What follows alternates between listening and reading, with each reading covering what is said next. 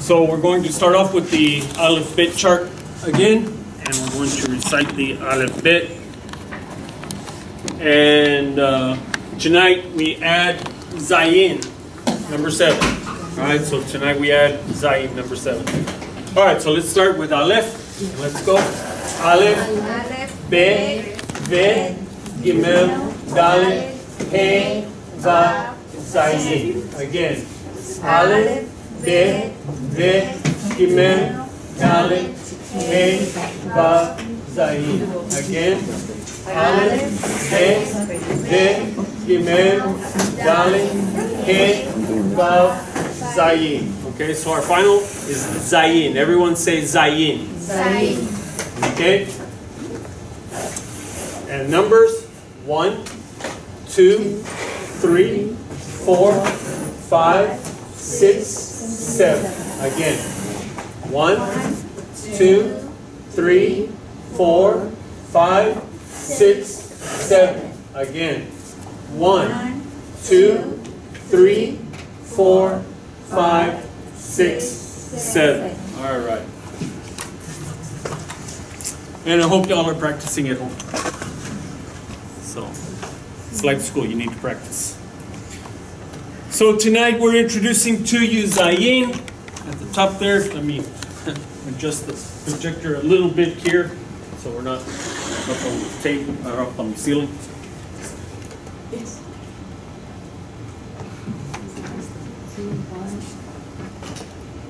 A little bit crooked. All right. So this is the Zayin. Again, everyone say Zayin. Zayin. This is Zayin. This is the paleo or the pictograph of Zayin, and its number is 7. So I'll give you time to write those down. Basically, the Zayin, just you can write it like a vav with a slanted line on top, short line on top. About, and you notice that it looks very much like a vav. Okay, it looks like a vav. So basically, and the reason why it looks like a vav is because it is a vav. Okay.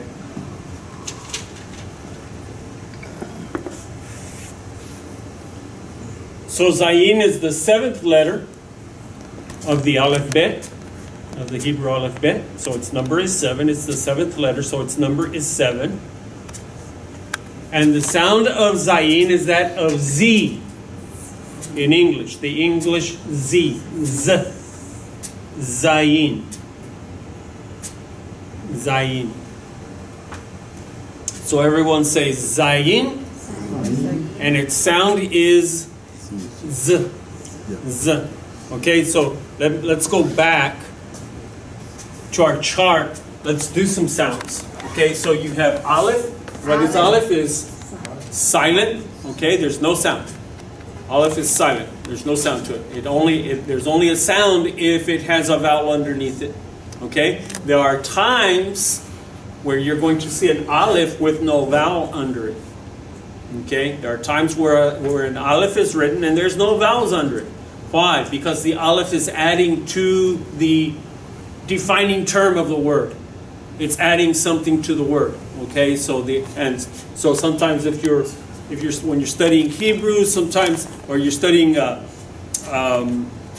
Chasal, the sages, Rashi, or Nachmanides, or Maimonides, or any of the Maimonides brothers, you're studying, and they'll say, like Rashi frequently will say, there's an Aleph in there. There's an Aleph in there that is not pronounced. And the reason why the Aleph is there is, and he'll give you the reason. Or he'll say there's a Vav missing, or there's a Vav added. And he'll tell you why the Vav is missing or why it's added and what significance it's adding to it. Okay? So Aleph is silent unless it has a vowel under it. Okay? And then you sound out the vowel. Okay? By the way, as we explained in our first class, with Aleph, that Aleph, this is the reason why the Torah was not started with an Aleph, it was started with a Bet. Because if God started with an Aleph, the first letter of Aleph would be silent. And so God would be starting the Torah with silence.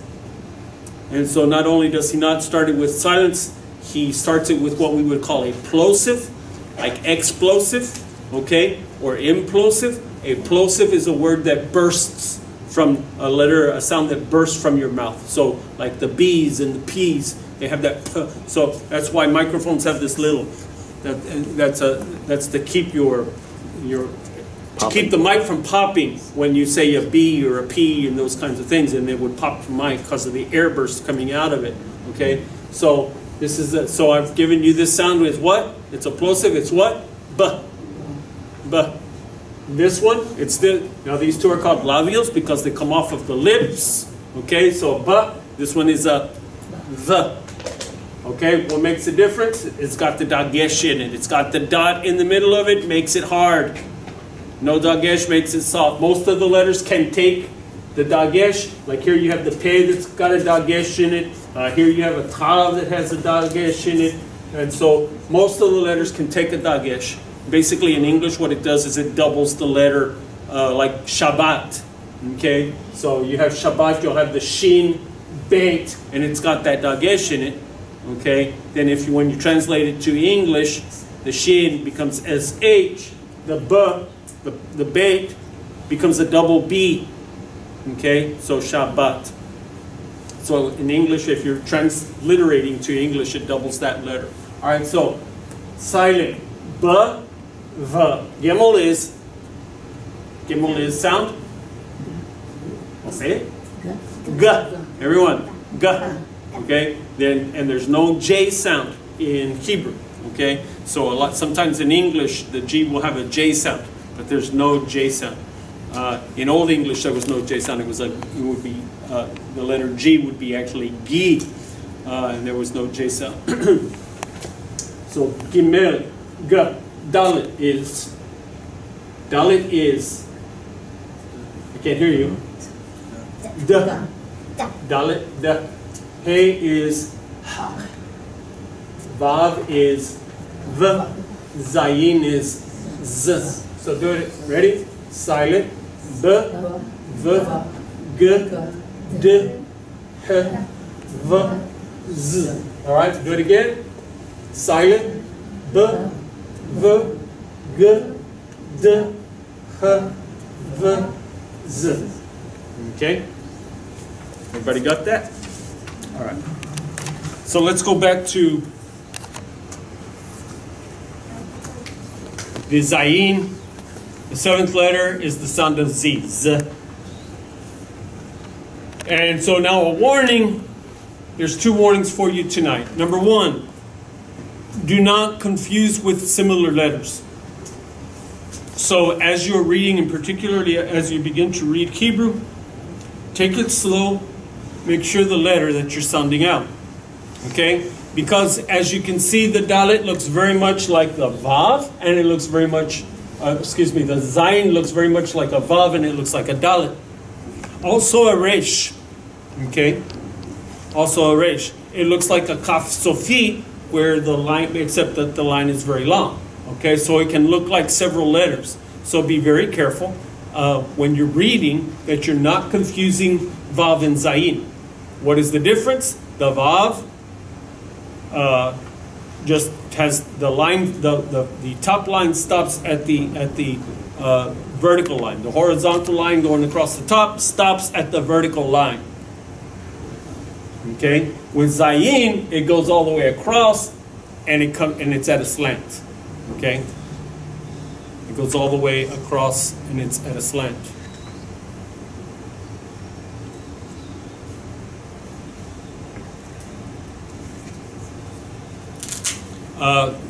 Be careful with the resh. The resh looks like a vav, except for the line at the top is longer. Okay. The resh will look like this, except for this top line here would come out to about here. So you have this.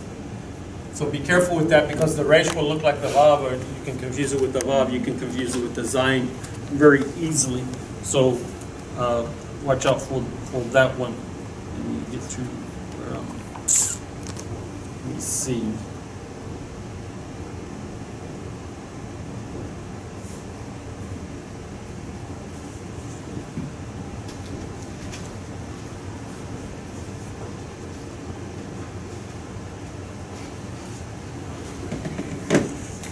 All right. The next warning for you is to be careful not to confuse it with tzadeh. Everyone say tzadeh. This is the tzadeh, and we'll get to that towards the end of the aleph bet. It's at the end, okay? But the sound of tzadeh is that of tz. Tzadeh. And that's where, for example, tzedakah. So you start off the tz, you start off, welcome, Chava, Erev Tov, Shalom. You start off the Z sound, but it's when you start off with a T, so it's short, kind of tzaddik. So everyone say tzaddik. And it's from this that we get tzaddik. It's tzaddik, okay? Tzedakah, which means righteousness, charity. The name for charity is tzedakah, okay? Tzaddik is a righteous man or righteous woman, a tzaddik. Person who is a tzaddik is righteous, okay? So the zayin is a pure z sound, z, but the tzaddik is a tz sound, ts. So tzaddik, you just kind of blend them together. You put your tongue at the back of the teeth, just like you're going to make the t sound, and then say a z sound instead. So tzaddik. Okay. All right. Are you ready? Who here is ready? You ready? Ready. All right. Not ready? So, what is the zayin? What is the zayin? The zayin is a vav with wings. The tzadeh, the zayin, excuse me, the zayin is a vav with wings. A vav with wings. Okay? So that's why it looks like a vav, and that's why it's easy to mistake it for a vav. It's a vav with wings.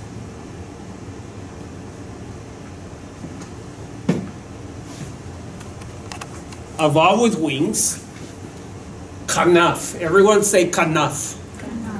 Kanaf. Kanaf is Hebrew for wings. Kanafot. Or kanfot. Is plural. A kanaf is a wing, kanfot, wings.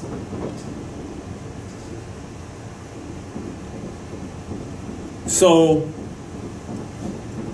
if the vav, how many of you remember? You remember?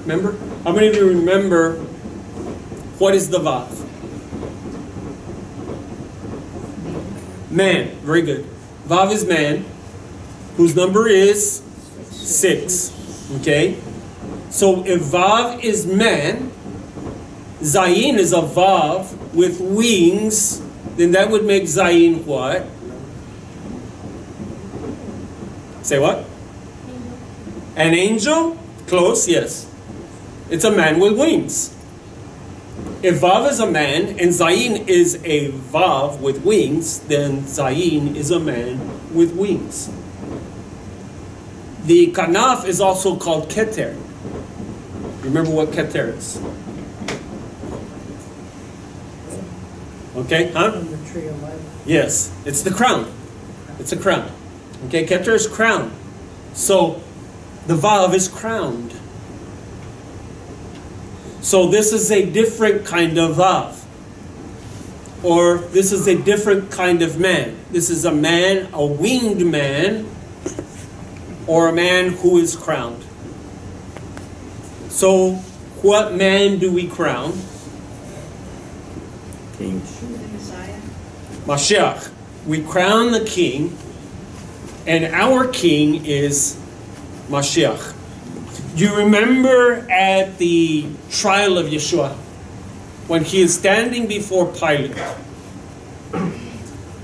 what do the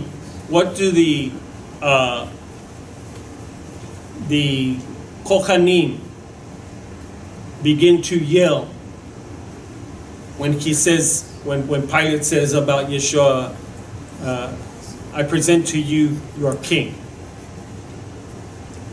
And you remember what they begin to yell? We have no king but Caesar, Kaiser. What? That is wholly contrary. In fact, they already had many revolutionary uprisings trying to overthrow the Romans. That's why, in fact, Jerusalem, during the time of Julius Caesar, that Jerusalem was considered to be more or less a free city. But by the time of this, the days of Yeshua, by the time of Herod, that they have to send, this is why Pilate is there. Pilate is called a proctor. This is a proctorate. That is, that it's a state under protection. Protection. And Israel at this time is filled with soldiers from Rome. There are Roman soldiers. There's an entire legion just in Jerusalem alone. In fact, that's what the fortress Antonia in Jerusalem, that's what the fortress was for, was to house the legion of soldiers that were there to protect Pilate and to quell any trouble, any riots or anything like that, which they did with force. They did not mind pulling out the sword and doing away with people. Okay? Rome saw Israel, saw Jerusalem as being a very problematic state because they had a lot of riots there. They had a lot of protests there. In fact, one of the first protests was when Herod had finished the wall that went around the Beit HaMikdash, the temple. The Roman garrison came with the Roman eagle and fastened it to the wall above the entrance to the temple. And that was because it was a symbol and it was a false god and all of these kind of things. So it became very, very problematic for the Jews, and they rioted. They tore the eagle down off of the wall and tried to destroy it. And so Herod had to send the soldiers in to quell the riot. Even under Pilate, there were many uprisings. Many riots, many protests, and that's one of the reasons why Pilate did what he did. He washed his hands of the whole thing because he was afraid that they were going to riot again, and that was the last thing he needed. And in fact, shortly after, not too long after they put Yeshua to death, Pilate was recalled to Rome as a disgraced governor because he was allowing things to get out of control. And so he was replaced. But so Jerusalem was known at first to be a peaceful city, and it was a free city under Roman rule. That is, basically the Jews there in Jerusalem were able to rule themselves. But when they said Herod over them and these different things started happening, they brought in the procurator Pilate to take care of things. But all of the protestations were against Roman rule, and they would continue to protest in 70 CE, the Common Era. Of course, they had the war. They went to war against Rome, and Rome came down, laid siege against Jerusalem, and within a couple of months they had broken down the wall. And we celebrate all of these things, we memorialize all of these things in Judaism. The day the siege starts, the day the wall is broken through, the day that the temple is destroyed, of course, is the 9th of Av, which becomes a day of mourning. And so apparently they did not really consider Caesar to be their king. Only when it came to having Yeshua to be king over them, then they said, we have no king but Caesar.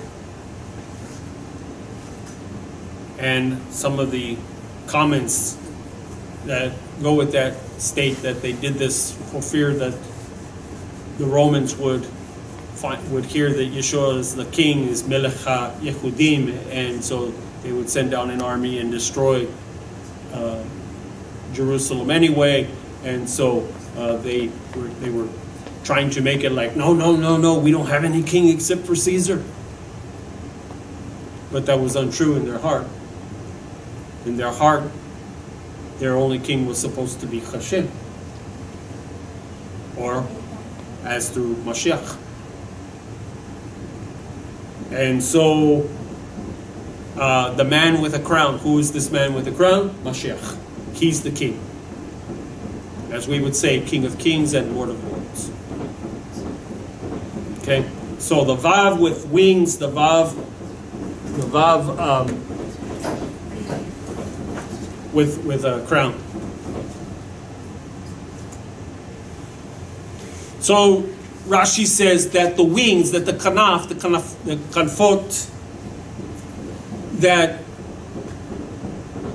that is being spoken of, as we're going to see in a minute, are the tzitzit on a talit. Okay, now I brought my tzitzit.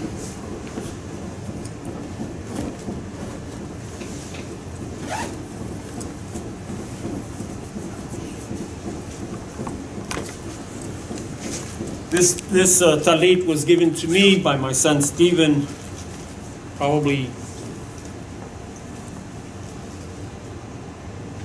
I guess in 2012 or 13, somewhere way back there, so a ways back. You notice that it has the Hebrew lettering on it, which says talit. All right, so this tells me that this is my talit bag, and the reason is because this is my tefillin bag, and so it says on there tefillin.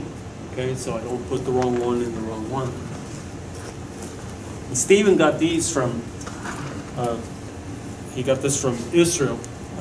An Orthodox rabbi had a talit shop in Israel. He and Stephen became friends. My oldest son, Stephen, he and this Orthodox rabbi became friends. He had a talit shop there in Jerusalem. And so he asked Stephen if he wanted, he was getting rid of some of the old stock, and he asked Stephen if he wanted a talit. And Stephen told him yes. And so this is, this thing cost about $100-something. And he sent it, Stephen got it for free. He turned around and gave it to me. So this is my talit, and it's old. As you can see, I wear it very frequently. So the tzitzit on the corners of the garment, this is the kanfot. You want to say kanfot? These are the wings. Okay?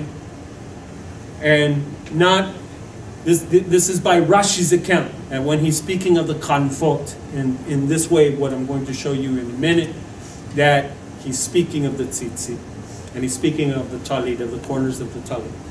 But these are the wings. So when you see a man with wings, what's he saying? That you're seeing a man wearing tzitzit, or with a talit. He's wearing his talit. Did Yeshua wear a talit? Yes, he did, every day.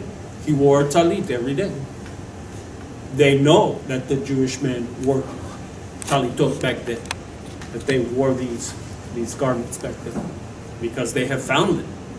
Okay, so yes, he wore his talit with his tzitzit on it.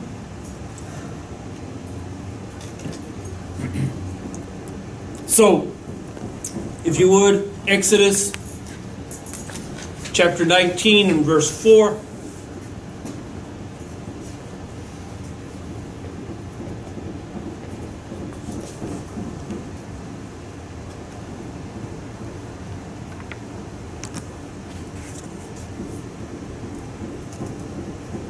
get there myself.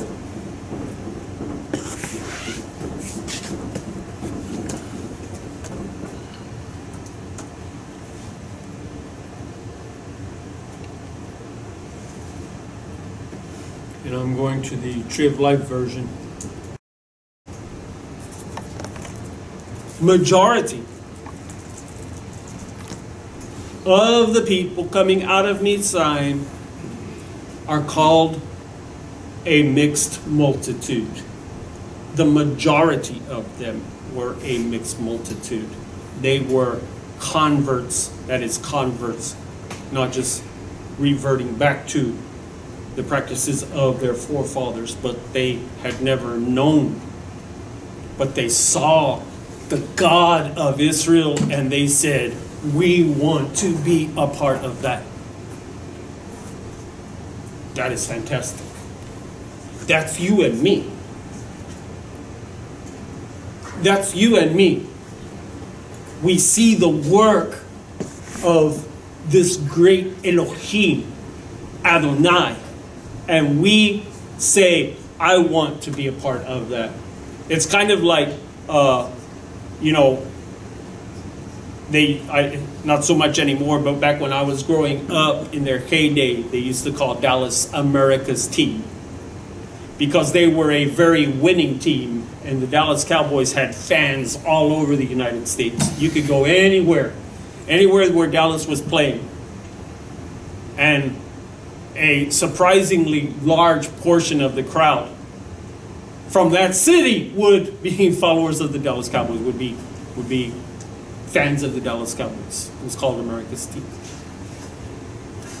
And do you know why it was called America's team? Do you know why so many people followed the Dallas Cowboys? I'm sorry if you're fans of somebody else, but the reason why so many people followed the Dallas Cowboys is because Tom Landry, their coach, had made them into a winning team. And they would win a lot of games. And everybody wants to be a winner. Right? Everybody wants to be a winner. And that was a winning team. So everybody jumped on board. Everybody jumped on board. Now so same here. They saw the plagues. Do you know that it took over a year for the plagues to run their cycles? It took over a year for the plagues to run their cycles.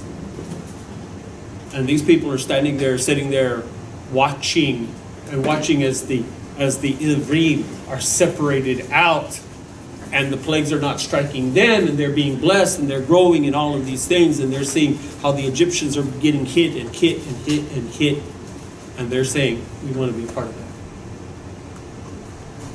We want to be a part of the winning team. So many of the people who came out of Zayin were called a mixed multitude. And they had to convert to stay with Israel. They had to convert. Okay?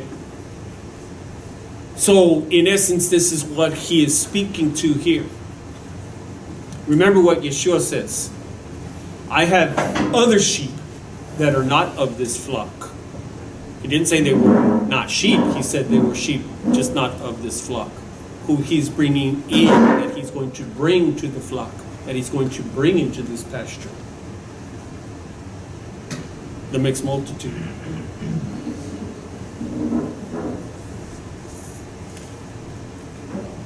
He says in verse 6, so as for you, you will be to me a kingdom of Kohanim, priests, and a holy nation.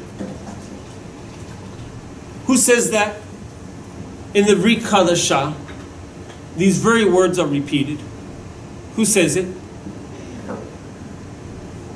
Kepha, Peter, says that you are a kingdom of priests, of royal people, a holy nation, who have been called unto him.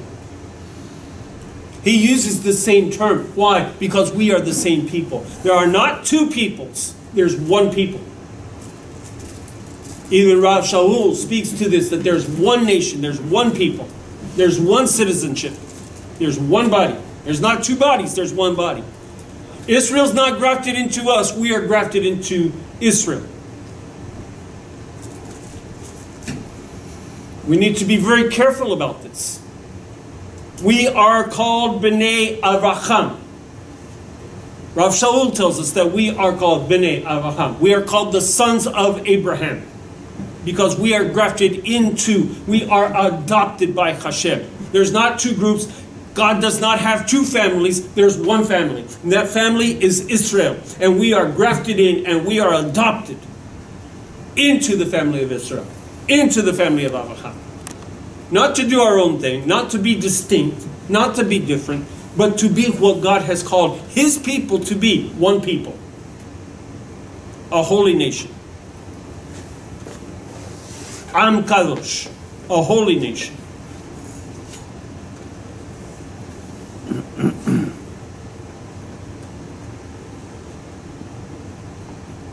So he says, if you listen closely to my voice and keep my covenant, you will be my own treasure. I want to be God's treasure. I want to be a treasure of God. Amen. I want to be a treasure of God. What makes me a treasure of God? That I listen to His voice and I obey His commandments. What? If you love me, keep my commandments.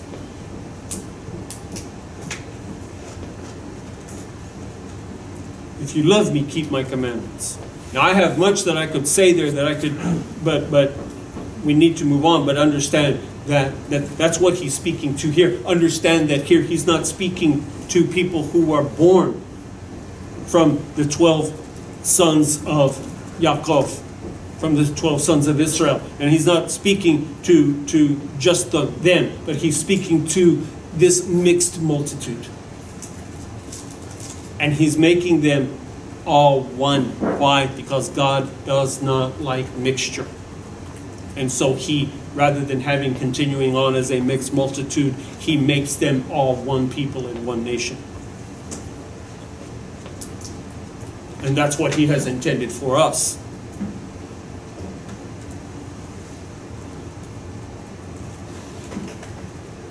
But notice then in let's go back to verse 4. He says, you have seen what I did to Hamitzrayim, to the Egyptians, and how I carried you on eagle's wings. He carried them on eagle's wings to this place where he's going to give them what? Hamitzvot, the commandments. And what is the significance that we are under Torah, that we're under the commandments? The tzitzit, he said, to wear them. We're to put tzitzit on the corners of our garments that we might remember and do all that he has commanded us. Not some, not most, all that he has commanded us. This is why the tzitzit are the way they are. I have these on with the techelet, with the blue. These come from Israel. The techelet is from the cuttlefish that is there in the... so these are kosher. Okay?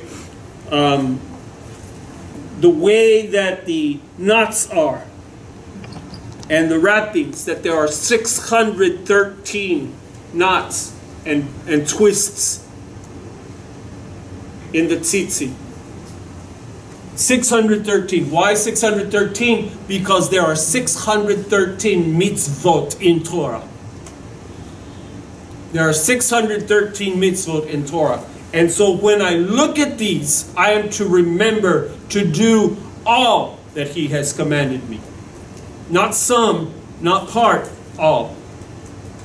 When I was teaching at the school, I wore my tzitzit at school. And my kippah. I would wear my kippah. And I would wear my tzitzit. And the students would come up to me, and some of the teachers too, some of the staff would come up to me and say, "Sir, what are those strings on your pants?" I have my talit on. But they would say, sir, what are those strings hanging out of your pants? And I would tell them, we call these tzitzi. What are they for? Because God commanded me to wear them so that I would remember to do all that He has commanded me to do. And they would say, wow, that's cool. Many of them would tell me, I wish we had that in our religion. Because it's easy to forget, especially when you're with a crowd. It's easy to forget. Until you look down and you see these. And I would tell them. So I told you that when I look at them to remind me of the 613 commandments, to do all that He commanded me to do. And now that you see them, guess what? Now you are reminded as well. And they would, sir, that is so cool. I never had anyone disparage me for wearing my tzitzit. Neither students, nor teachers, nor administration. No one ever disparaged me for wearing my tzitzit. This is something to remind us to behave, to do good. Remember who you are. As my mother used to tell me when she would drop me off at the school for football games or basketball games or whatever, and she would tell me, remember who you are. What? Your family name. Remember, you're representing the family. You and I too need to remember that we're representing the family. This is to remind me that it is God who rescued me and lifted me up from a life that was leading to death into a life that leads to life.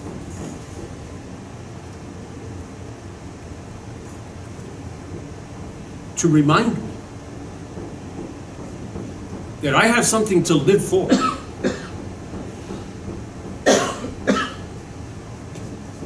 That I have something to hope in and to be glad for. These are the kanfot, these are the wings.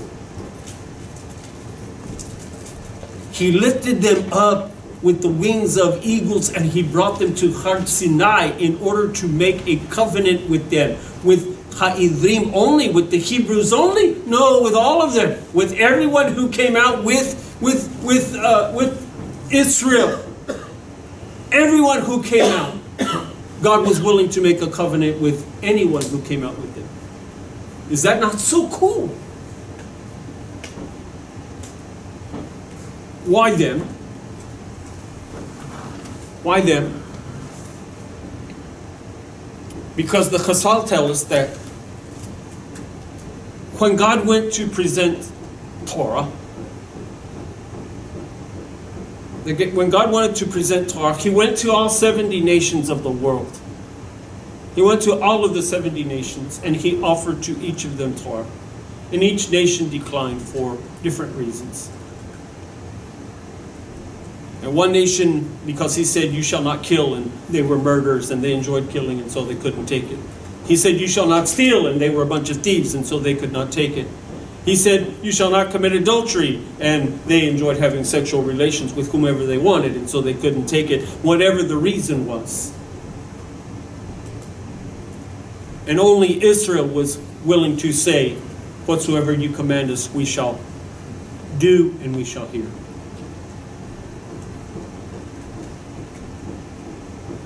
Shema Yisrael Adonai Eloheinu Adonai Echad. Hear, O Israel. Hear and do, literally. Shema.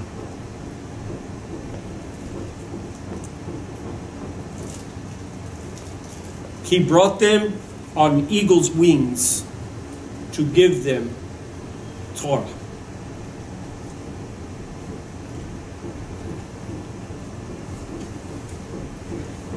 And so this is the significance of kanfot, is that he has that he is the man with wings.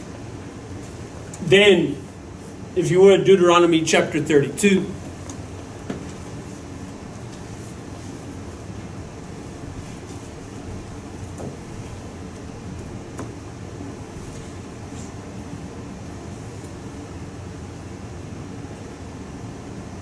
This is the Shirah Moshe. Everyone say Shirah. Shirah means song. Okay? Shirah, song. Okay? So this is the song of Moshe, by the way, which was yesterday's parsha, yesterday's reading of the parsha for this week was Shir HaMoshe, the song of Moses.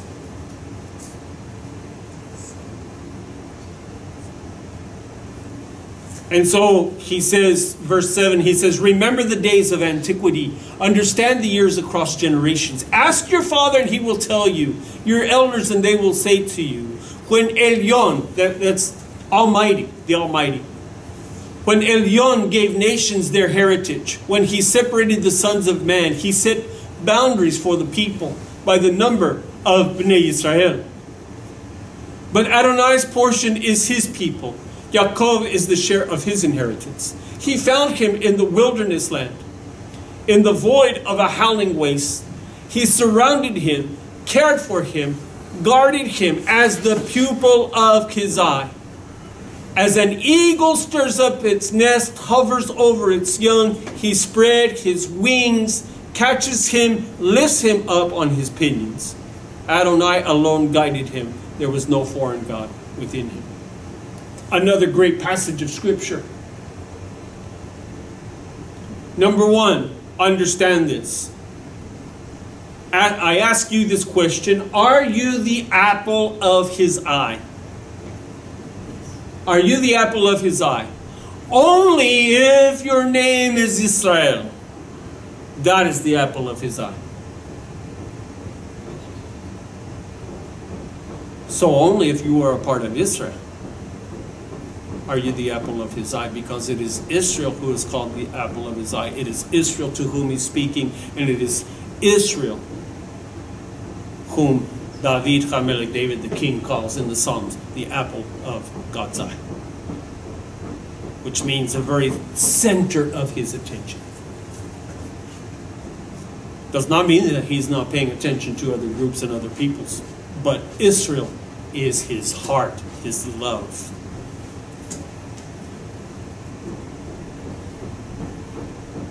And so it is Israel who is the apple of his eye. Remember the law of first mention that we have spoken to on Shabbat. But when something is first mentioned in Scripture, it follows that pattern. He's not calling a bunch of Gentiles the apple of his eye. He's calling Israel the apple of his eye. But he has the mixed multitude with them. But what? At Har Sinai, they also did the Brit Milah. They did the circumcision and they converted.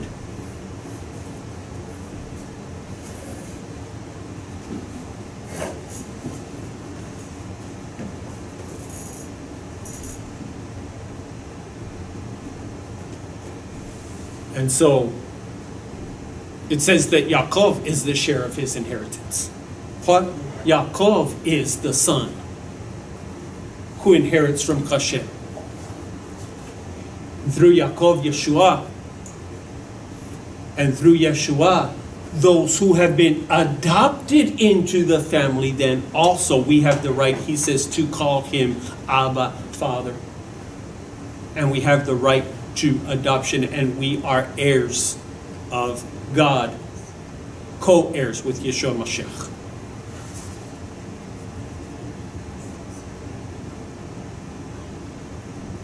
You cannot come into the family and make up your own rules and do your own thing.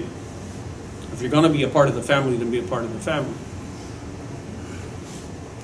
Do what he's called you to do. It is obedience. And if you love him, you obey him. Do you know why people fight eating kosher? Because they love their shrimp and their crab more than they love God. I'm sorry, but that's it. It's the rebellion in the human heart. They love their lobster more, they love their pork, they love their bacon more than they love God. I can't give up my cheeseburger. I can't give up my cheeseburger. Why? I love cheeseburger. No, you love God. Ahava. You love God. You eat the cheeseburger. It is God. It's not your cheeseburger with whom you have a relationship. It's God with whom you have a relationship. It's not the crab or the shrimp or the bacon with whom you have a relationship. It is God. And you're not going to stand before a hamburger or a shrimp or a crab in Olam Haba to give an accounting for your life. You're going to stand before God. And you shall love Achavta Adonai V'kol levavcha V'kol nefshacha. You shall love him with all of your heart and all of your soul.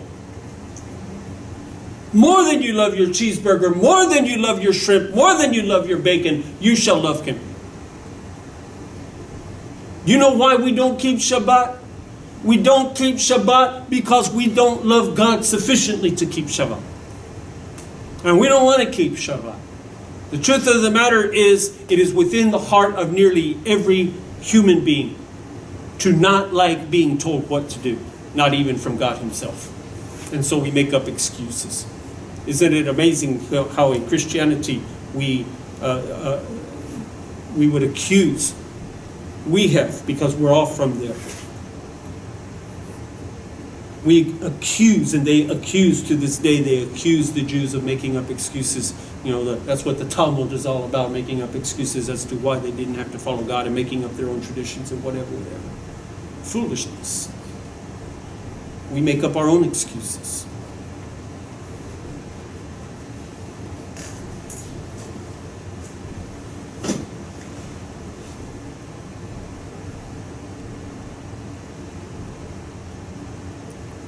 And so, to have a share of his inheritance. Now, just as a short aside here, and we'll close this first hour, but as a short aside here, for those who think that I believe in salvation by works, no, never, never, never. That's not what this means. People accuse, you know, I grow weary of people accusing of that. Number one, Judaism is not about salvation by works. And what we believe is not about salvation by works. It is by grace through faith. But what is faith? Emunah is trust so sufficient within you that you obey because you trust. That you obey God because you trust God. This is what Yaakov is saying when he says, James, the book of James, Yaakov is saying, the brother of Yeshua, when he says, you show me your trust without your works, I will show you my trust through my works. You say that you trust God, and yet you have nothing to prove you trust him. You won't obey him. What kind of trust is that?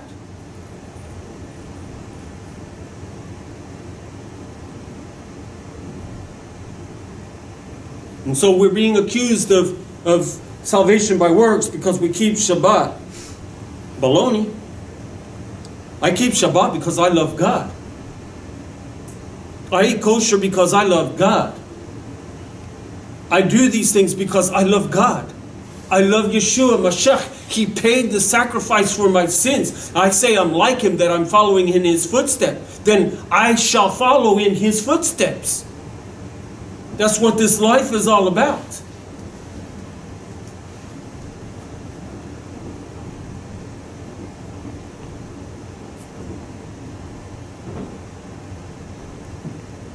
Another excuse that comes out is people say, oh, it's too hard and I can't keep it all. But the Torah says it's not too hard for you. It's not too difficult for you. That is blasphemous to say that God gave you something that you are not able to do. Why would God do that? If he loves you and he's a kind and loving and merciful and gracious God, why would he give you something you could not do? That's the whole point. He gave you things that you could do, but you don't want to do them. And so you disobey him. You're living your own lifestyle. And thank goodness he's gracious and merciful and kind, so that he loved you so much he's willing to take you back even though you willfully disobey him. Well, nobody can keep all of the Torah. Nobody can keep all of the commandments.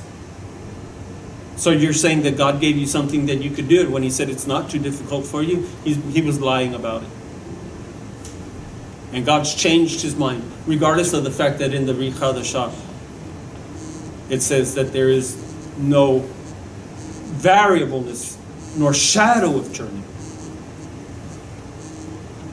That song, Great is Thy Faithfulness, that I mentioned last week, where and it says, Great is Thy faithfulness, O God my Father. There is no shadow of turning with Thee. Thou changest not. Isn't this amazing? It's a Christian hymn. And your compassions, they fail not. As thou hast been, thou forever shall be. Wait a minute.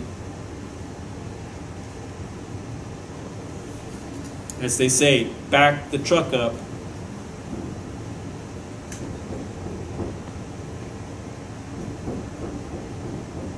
Who's got the split person? Who's schizophrenic here? Who's got the split personality? On one hand, saying that God does not change, and on the other hand, singing that he, saying that he changed.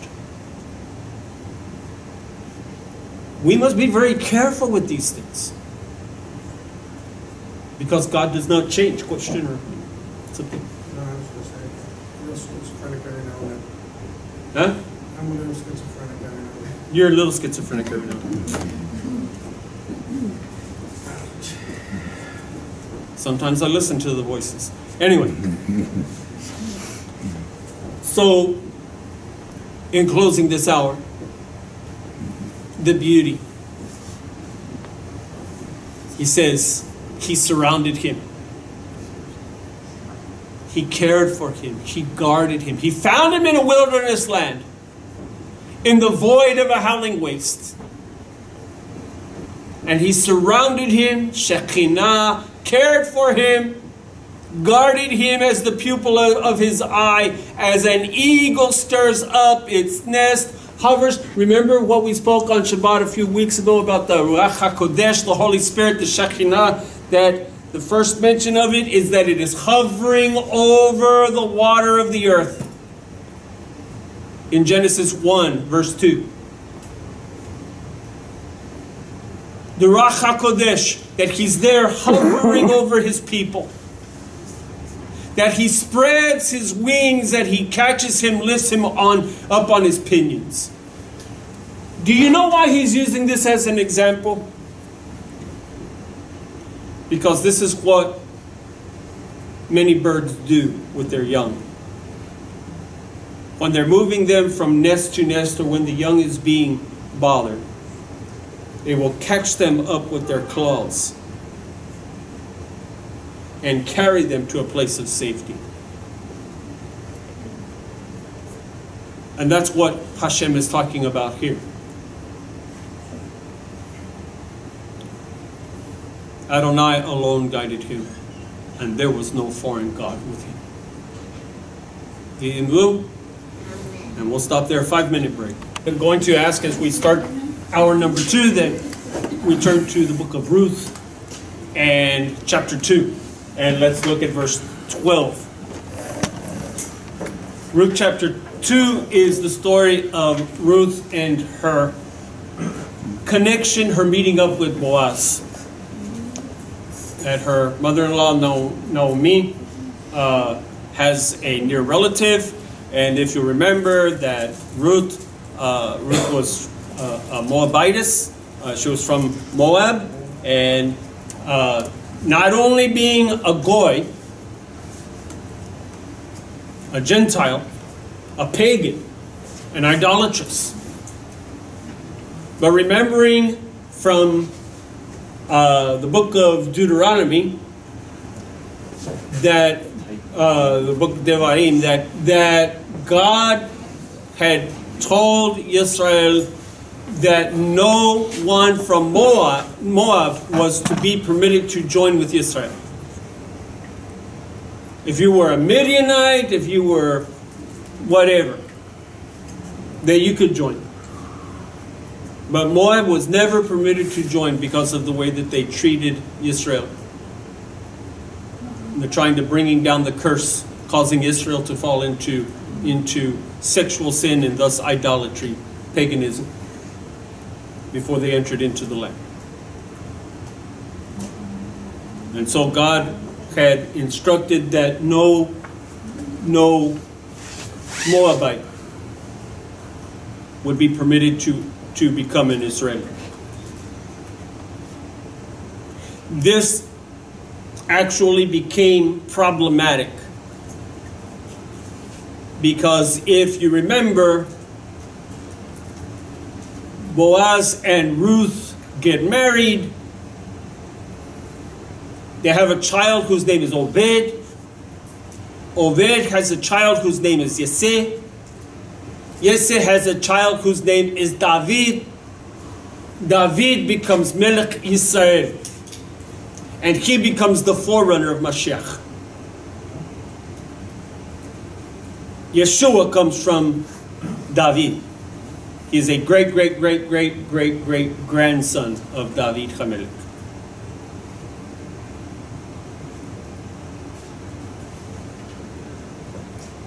Why is this problematic? Because Ruth is from Moab. And no one from Moab is permitted to become Israeli. Saying what? He would be considered what in Hebrew is called a mamzer. A mamzer, a bastard child. That Obed would be considered mamzer. Because this is an illicit relationship.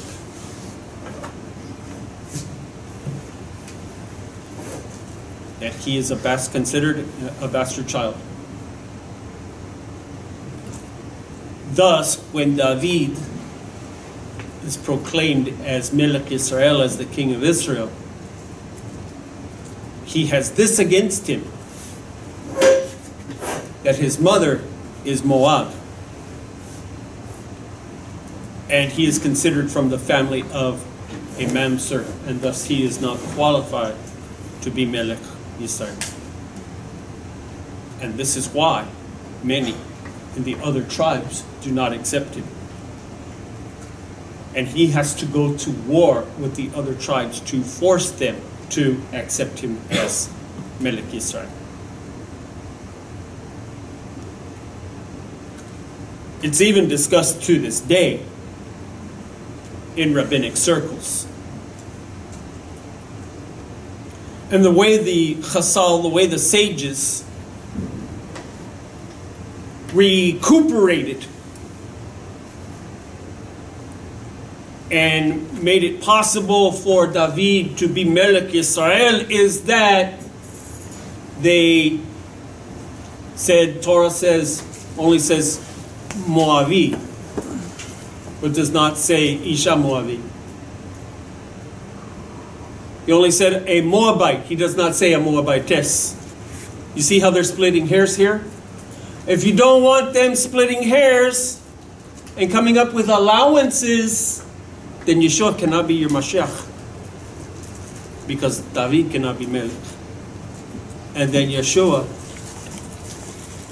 you see, Yeshua is from the family of Mamzer.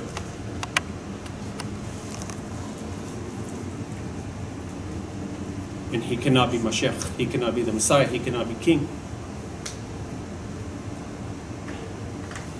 Why? Because the Pushim split hairs on it and said, well, technically he didn't say that a woman, a Moabitess, a woman Moabite. He just said a Moabite, which means a man. So we get to those technical things, but if without those technicalities that the Talmud speaks of, David would not be worthy of being Melech, and Yeshua would not be Mashiach. Does everybody understand? So, but she converts. She does convert. Where does she convert? She converts in chapter 1.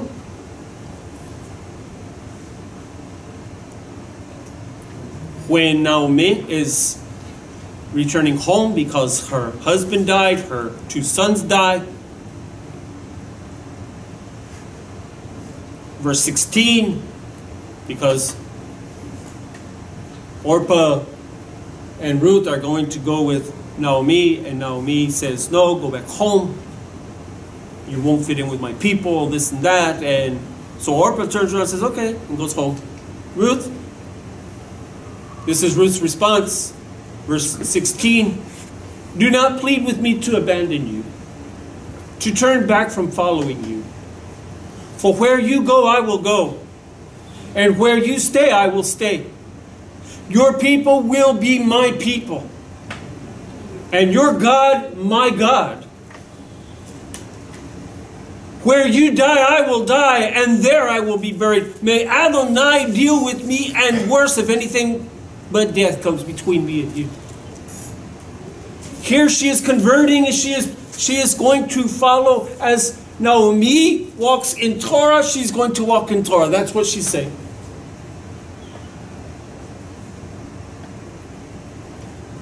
In verse 18, when Naomi saw that Ruth was determined to go with her, she no longer spoke to Ruth about it. It became a non-issue.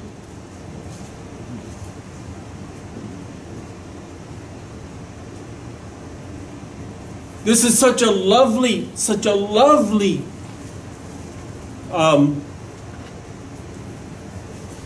demonstration, a wonderful demonstration of great love.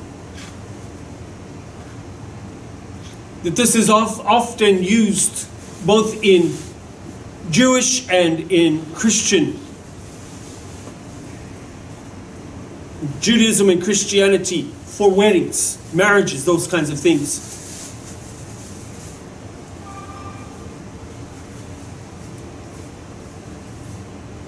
Where it says and people give the new couple plaques and things that have these words on them: where you go, I will go; where you stay, I will stay. Your people will be my people; your God will be my God.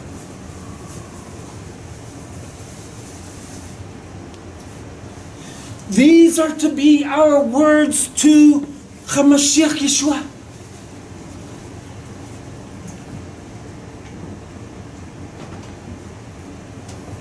And take them in all the depth that all the weight, all the kevodah that they carry.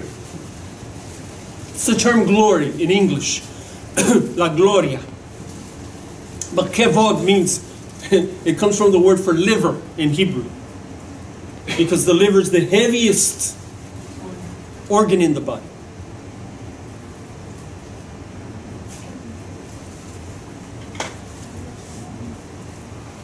And so these words also are very heavy. This is the kevodah, this is the kavod of our relationship with God, our relationship through Mashiach.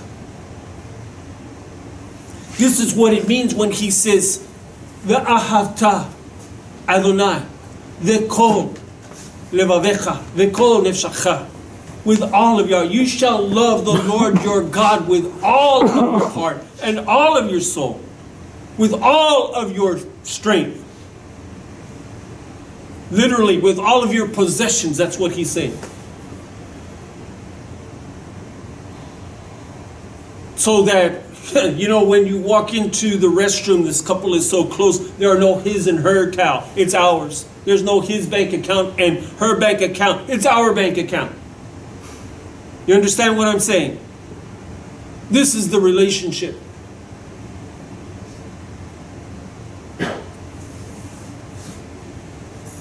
This is what we should say to Yeshua.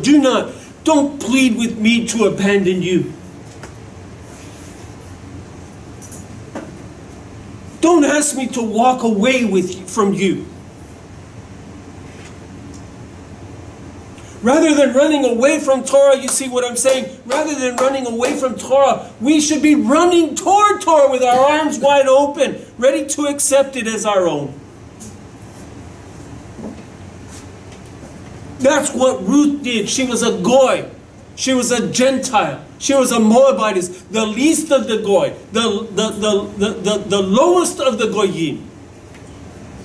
One whose people, of all of the people of the world, this one people could not convert.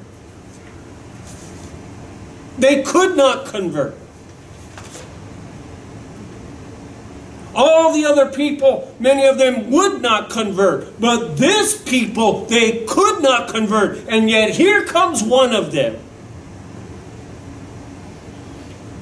pleading with Naomi. And in doing that, she is in effect, she's pleading with God himself, do not abandon me and do not ask me to abandon you.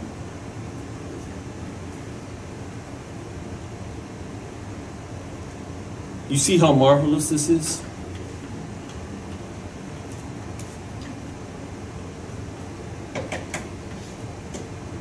And look at how complete, not with Boaz, with Naomi. Look at how complete her relationship is with her mother-in-law. For where you go, I will go.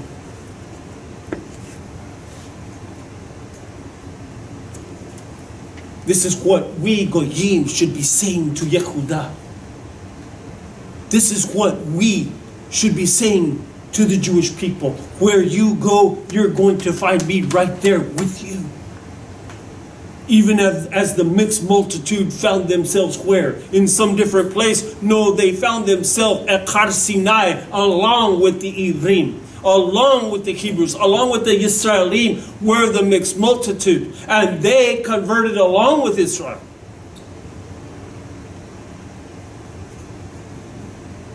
And here we have this Moabitess forbidden from converting. And yet the Chasal, the sages, allow her conversion.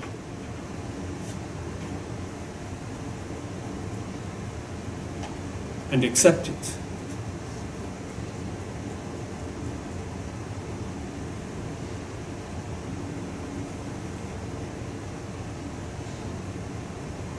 Look at the stubbornness of it. So they say to you, go ahead and eat that. It's okay. God's not going to get mad at you, and things are different, whatever, and all these kinds of things. That's not for you. That doesn't pertain to you. That's for the Jewish people. Well, what do you think I am? Where do you think my heart is?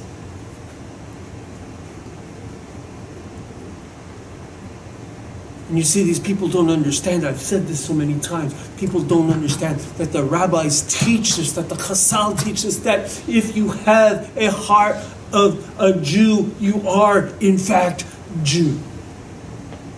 If you have a heart for Torah, you are Jewish. In fact, they will say that if you have a heart for Torah and you're striving to keep Torah, and there's a Jewish person here who's not keeping Torah, that you're more Jewish than they are. And in fact, Rav Shaul said this very thing. Circumcision and uncircumcision, but if you're doing what the circumcised are supposed to do and are not doing, you're more circumcised than they are.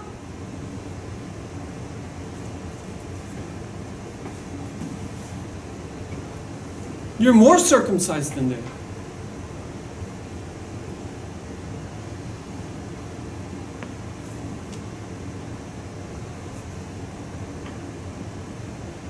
Oh, Shabbat, you don't have to keep Shabbat. It's not for you.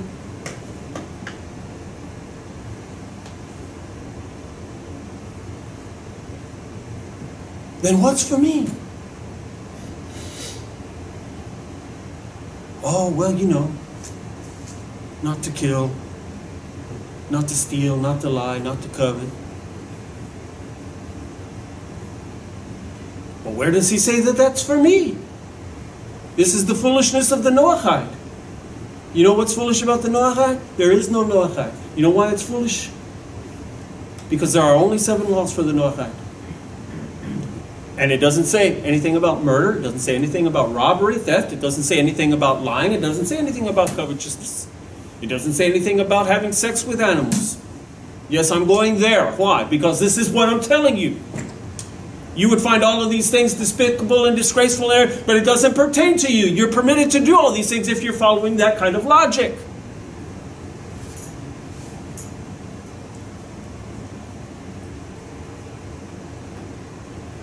You're allowed to have unjust weights and balances. You can measure whatever you want and cheat people and do whatever you want, because it doesn't apply to you, because those are not in the Noahide laws.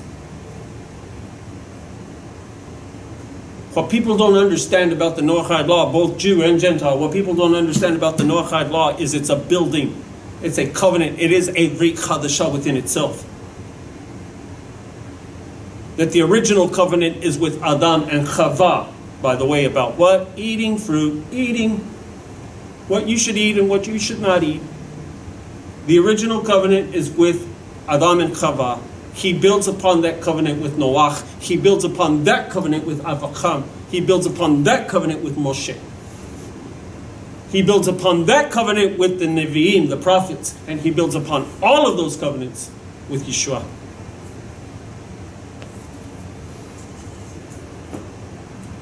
Does that mean that the other covenants passed away? No. They're still applicable.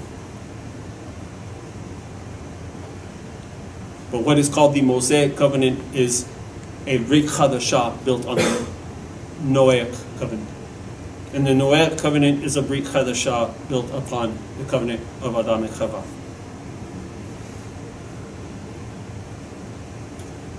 We started off with one commandment and we ended up with 613.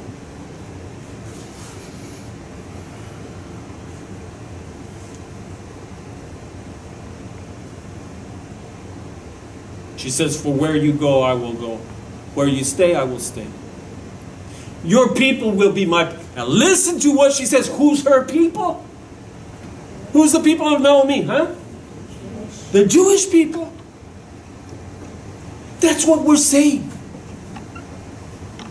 And it does not matter that whether they recognize me or they don't recognize me. That's not the point. They are my people. And I am closer to them in my heart than I am to any other people in this world. They're my people.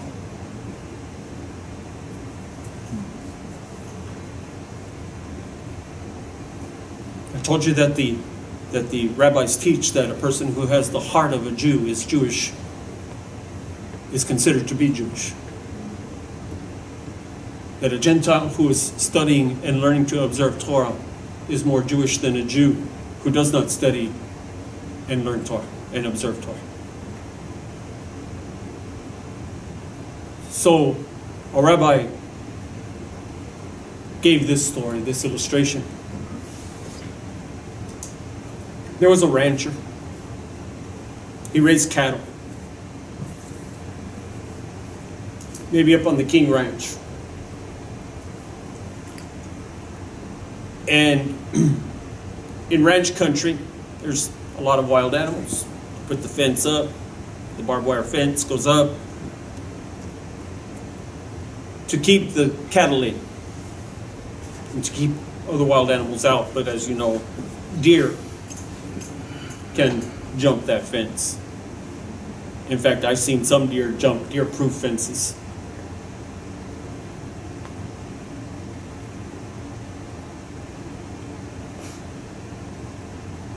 So one day the foreman was out there watching over the rancher's cattle, the rich man's cattle.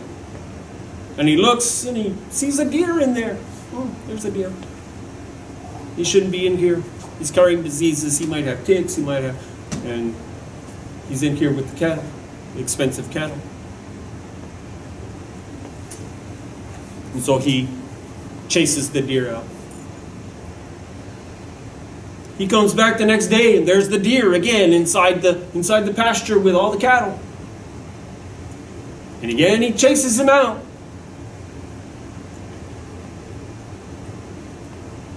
Goes back out there the third day and there's the deer. In there with all the cattle. He chases them out.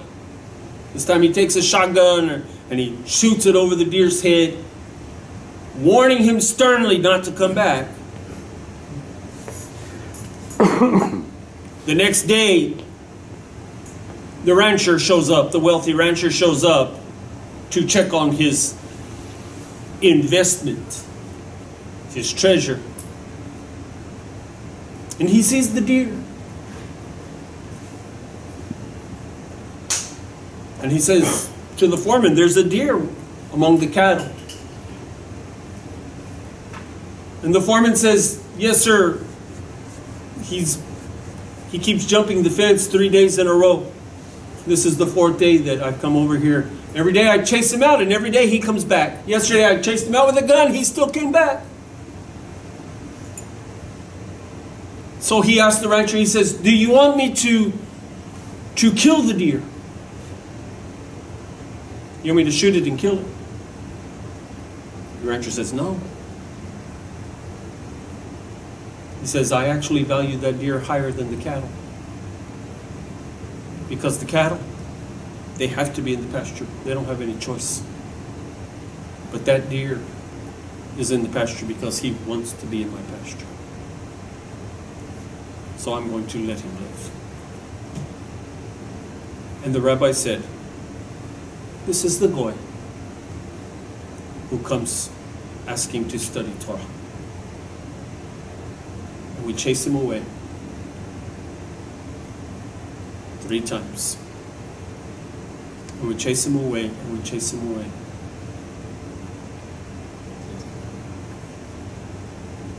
He said, the rabbi said, God has as much love for the goy who desires to study Torah as he has for the Jew. Because the Jew does it because they have to. It is a commandment. The goy does it because he chooses to. You're the deer that keeps jumping the fence. You're the Ruth who says, please, don't ask me to leave. Don't abandon me, and don't ask me to abandon you. Don't ask me to put down the Torah. Because your people are my people. Where you go, I'm going to go. Your people are going to be my people, and their God is going to be my God. And where you die, I will die. And there I will be buried. And may Adonai deal with me at worse if anything but death comes between Israel and me. May Adonai deal with me and worse if anything but death comes between Hayechudim, the Jewish people, and me. These are the people of Yeshua. Did he love them? With an everlasting love. You see so many Christians putting that down, you sending that as a mean, that God loves you with an everlasting love. Who did he say that to? Israel. You see, if this doesn't apply, that doesn't apply, it doesn't apply. You're not the apple of his eye, and he doesn't love you with an everlasting love, because all of that was said to Israel. Are you Israel? You see, the church teaches that they replaced Israel. And that's why these verses apply to them. No.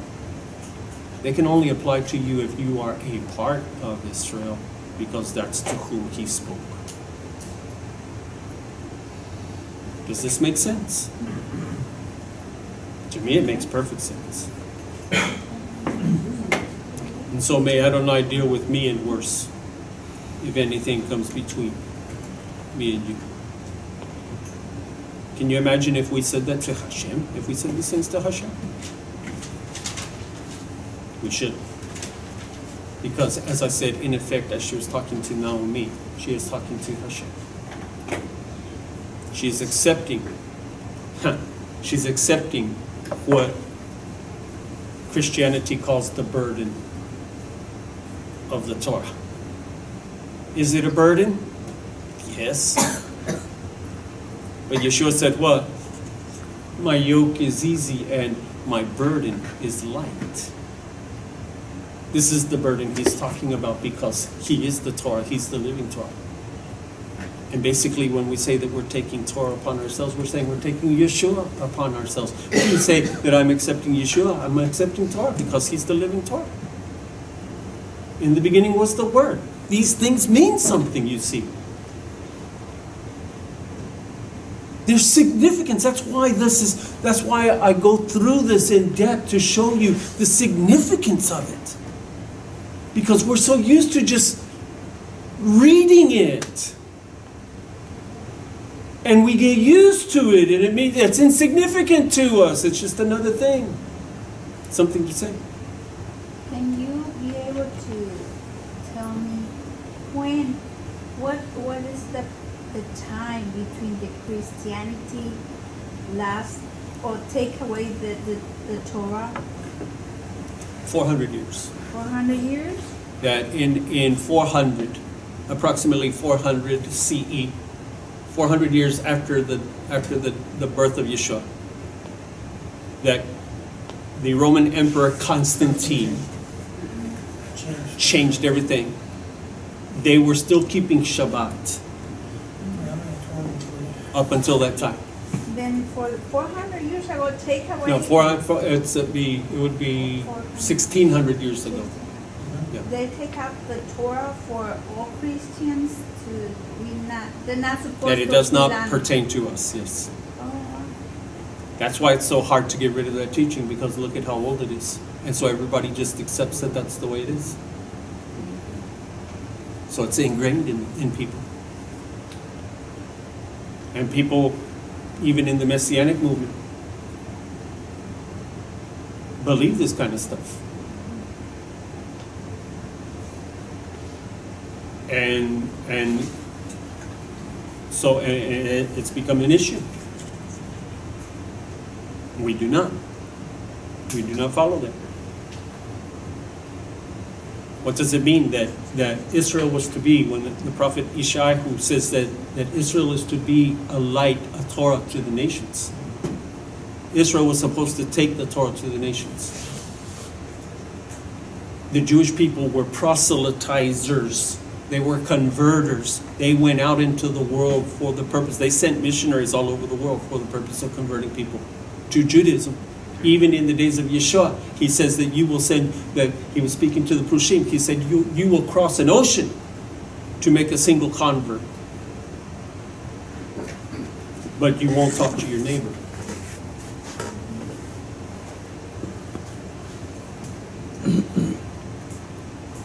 It was only since the Crusades,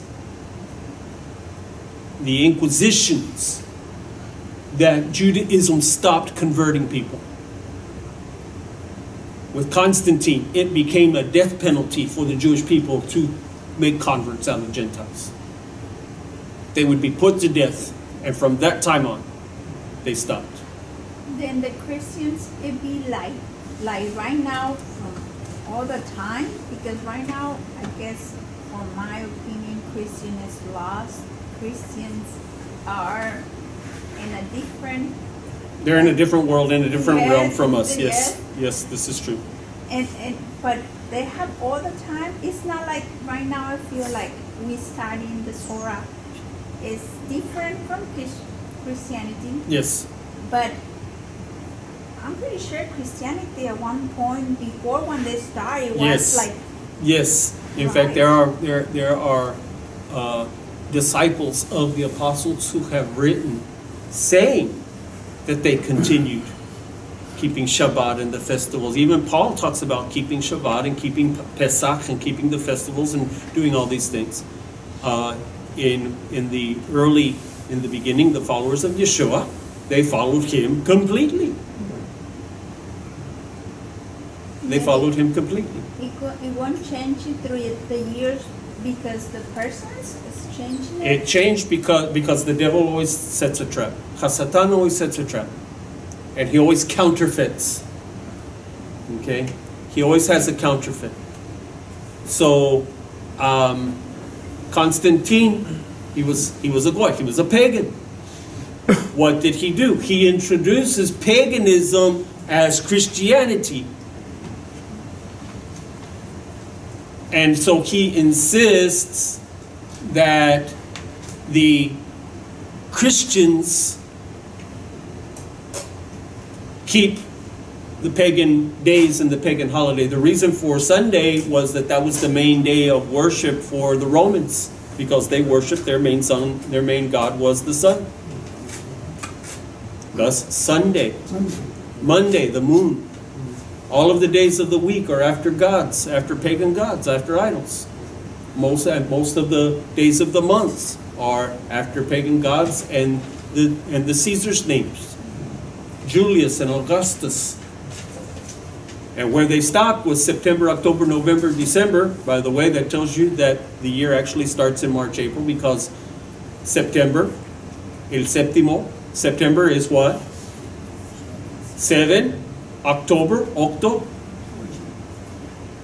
November, nove.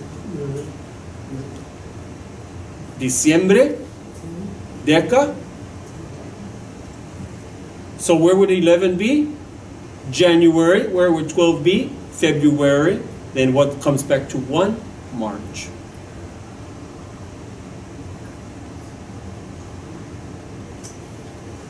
And what does God tell them in Exodus? This shall be a first of the year to you. When? Pesach, the month of Pesach, the month of Aviv, Nisan. So, Houston, we have a problem, eh?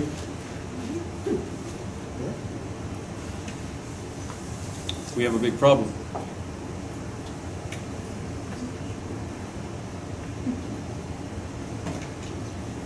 When she saw, verse 18, when she saw that Ruth was determined to go with her, she no longer spoke to Ruth about it.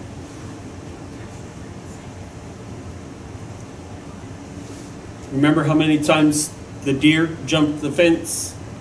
How many times did I tell you? 3 times. So the rabbi says what? So the rabbi says, in Judaism, we will run you off 3 times. You ask 3 times to convert, you ask 3 times to study Torah with us, we will run you off 3 times. The 4th time, we have to let you come in. You're the deer. You're the deer.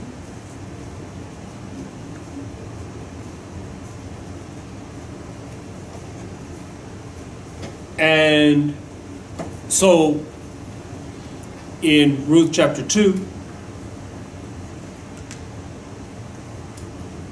verse 12.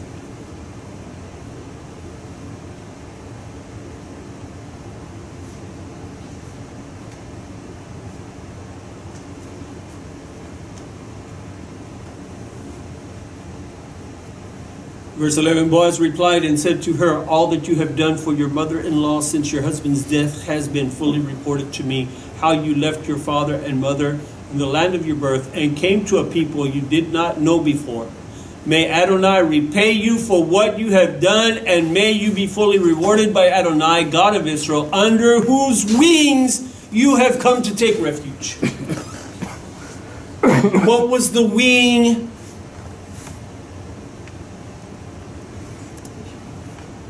What was the wing?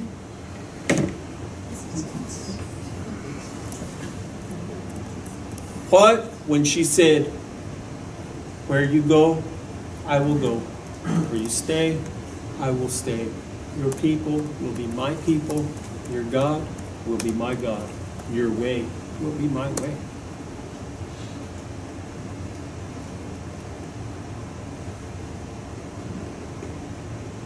And this is why Boaz is telling her, you have brought yourself under the talit of Hashem.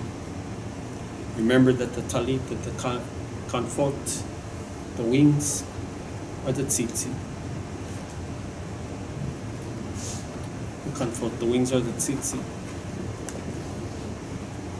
And he says, the God of Israel, under whose wings you have come. Not that you were under them, but you have come under them. Meaning what?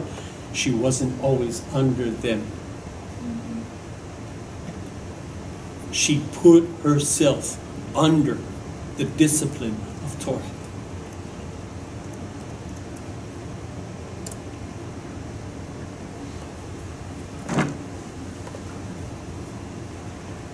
and she found refuge. There she found peace and comfort. She got out of the maelstrom. She got out of the storm.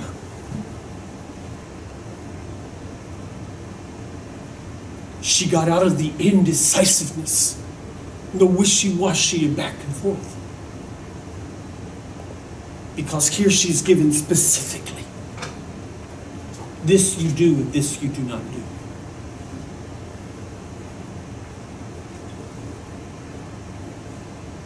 I'm glad that I grew up in the home in which I grew, because my parents were very steady in their instructions, in their rules, and they did not change much from one child to the next. We had rules in our home, and we knew what the rules were. But it gave us guidelines, and I can tell you that one of the reasons I am what I am today is because of the rules that my parents laid down for us. Rules do not, to say that, to say that living under the commands of Torah, that is enslavement. Well, then if you set rules for your child in your house, that's enslavement. Your rules are a burden. When you tell your child that they have to be in bed by a certain time, that's enslavement. When you tell your child that they're not permitted to watch certain TV shows, that's enslavement. When you tell your child that they have to clean their room and they have to do this and that, that's enslavement. If you believe that Torah is enslavement, if setting down rules and guidelines for your life and instructions for your life is enslavement and it's a burden, then what you do to your child. So let your child run however they will and do whatever they want.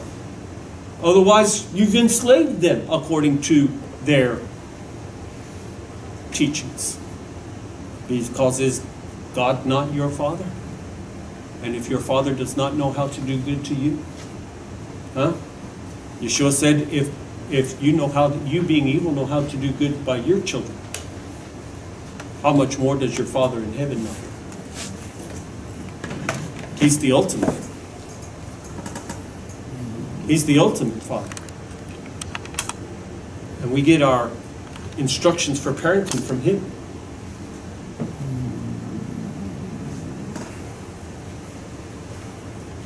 Notice, she says in verse 13, may I continue to find favor in your eyes, my Lord, for you have comforted me and spoken kindly to your maidservant, even though I am not one of your maidservants. What? She's an outsider.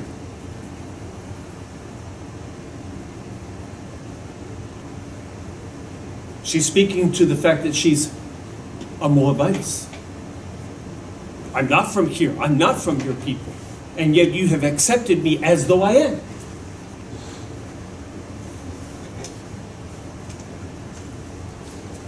Notice very carefully, at mealtime, Boaz said to her, come over here and eat some bread and dip your piece into the wine vinegar. So she sat beside the harvesters, and he held out to her roasted grain. She ate until she was full, and some was still left.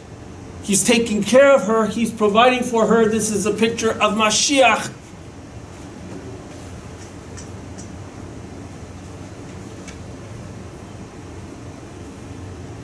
Verse 17, so she gleaned in the field until evening. When she thrashed what she had gathered, there was about an ephah of barley. She carried it back to town. Let's jump down to... let's go to the next chapter.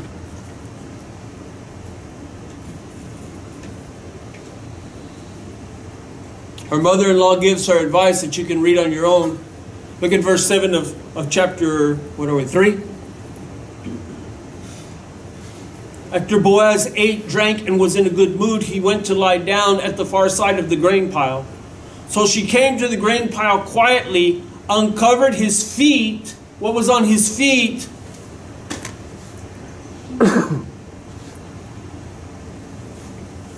And lay down the talit, for those who can't see what I'm doing. She lifted his talit and laid down next to him.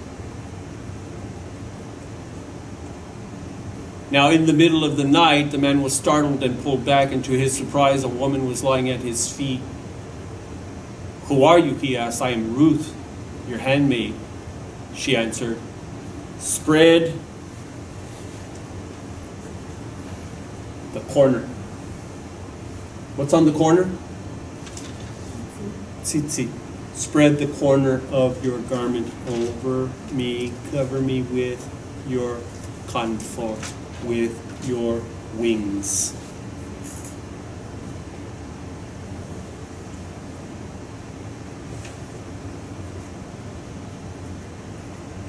For you are my Goel, my Redeemer.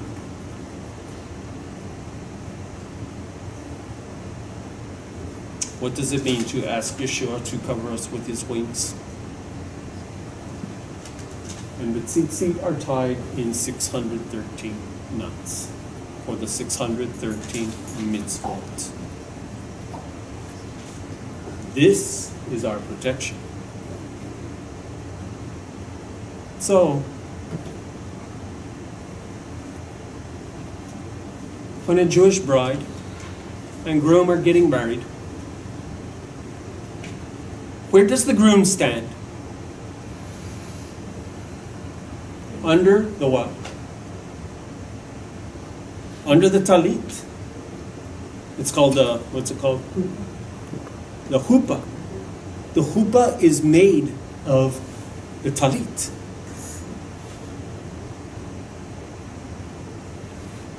What the groom is doing under the talit is he is asking the woman, the bride, to come under his wing, to come under his protection, that he has to promise to provide for her. He has to set aside a certain amount of money in case anything happens to him or he decides to divorce her, that she not be left destitute.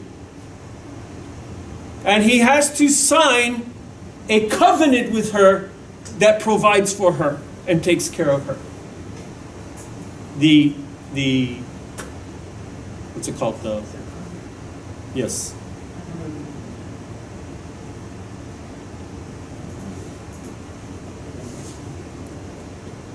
He brings her under his wings.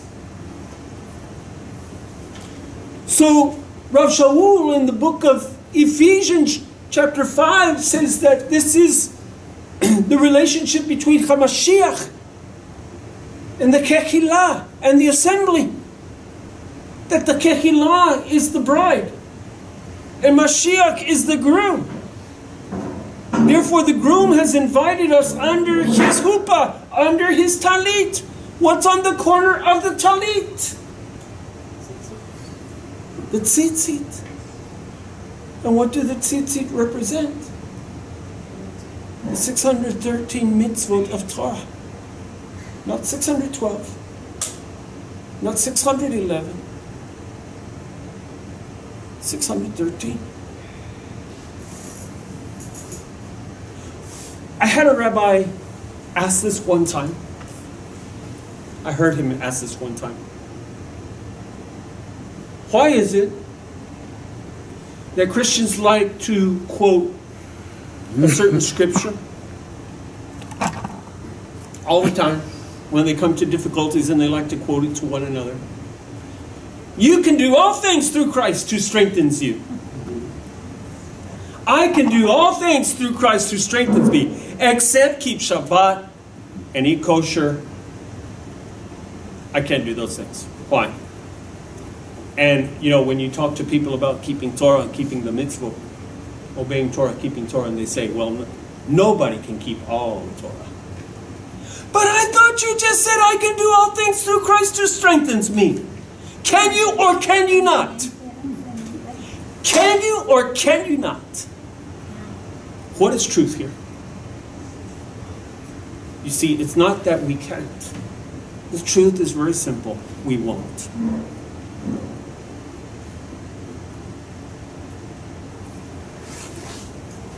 We won't. Pero los cristianos somos me excluyo porque vengo de ahí de la rama cristiana. Somos muy convenencieros. But when you approach them with the truth, what? Because they don't like it, but they want all the good things and Exactly, they don't want the exactly that. They want all the blessings of Israel, but they don't want this part of Israel. No, they don't. And they have these. I know Christians who have these things. And I know Christians, this one here costs like $150. And they go to Israel and they buy the talit, or they get online and they buy and they've got their shofar.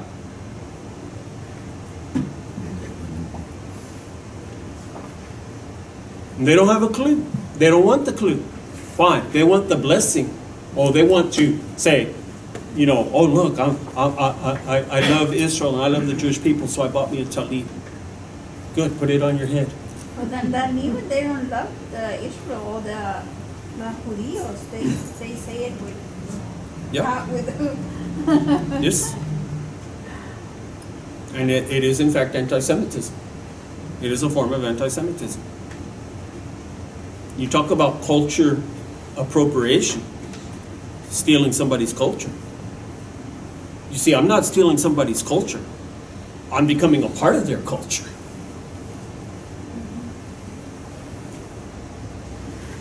I take their life upon myself.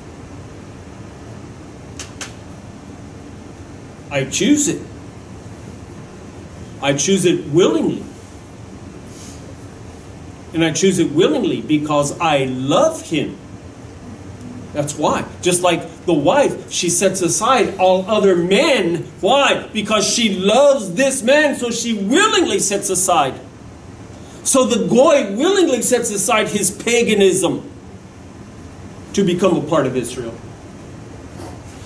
Not to become separated, not to become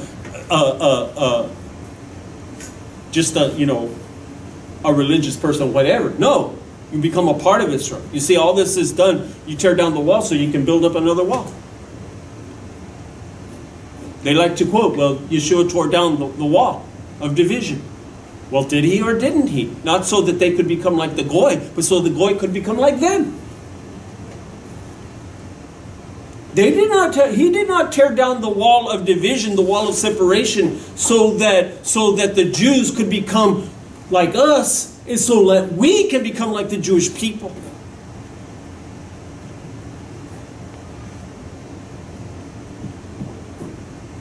So that we could take on the privilege and the treasure, but also the responsibility. The name of the contract is The ketuvah, thank you. Yes.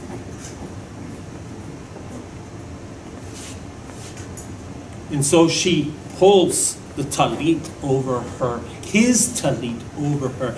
And guess what? That is where the tradition of the chuppah comes from. That Boaz pulled his talit over Ruth. He pulled her under his talit.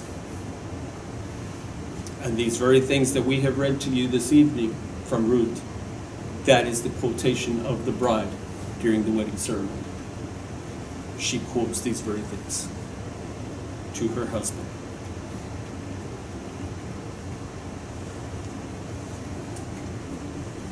What do we have? Okay. Let's see what I have. Very quickly. Psalm chapter 17 and verse 8.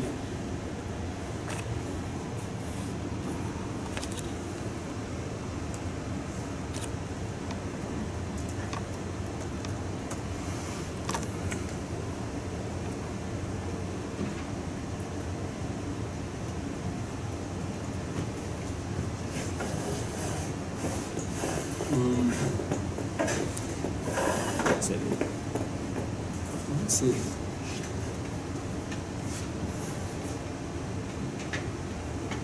Yes.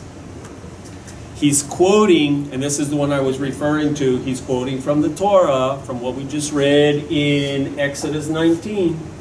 Was it? No, Deuteronomy chapter 32. What we read in Deuteronomy chapter 32, this is David HaMelech. I call upon you, O God, for you will answer me. Incline your ear to hear me. Hear my speech. Be wonderful with your loving kindness, O Savior of those taking refuge at your right hand. Where do we take refuge? This is the place of refuge. That's what Ruth said. From those rising up against them. Protect me like the pupil of your eye. Hide me in the shadow of your wing. He's quoting Moshe in the Torah. Remember what I said? Who is the apple of God's eye? Who does he protect under his wing? Therefore, if you're going to appropriate this psalm to yourself, guess what? You can't just walk in and take it. These are the promises to Israel. Unless you're going to say that you're the new Israel or that you have replaced Israel. He doesn't make this promise to everyone. He makes this promise to his people, to Israel.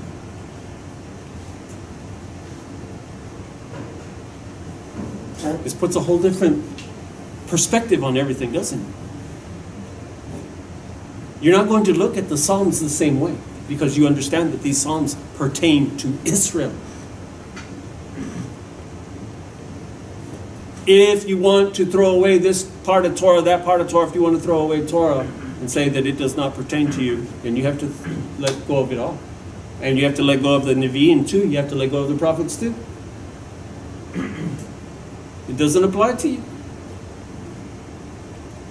Who does he promise a Brit Chadashah, a new covenant? To whom does he promise to renew his covenant? And it's renew, not new. Chadashah means to renew it. With whom is he going to renew his covenant? Israel. Everyone say it. Israel. He says, I will make a Brit Chadashah with you. That's where we get the term New Testament, but literally renewed. It's a renewed covenant.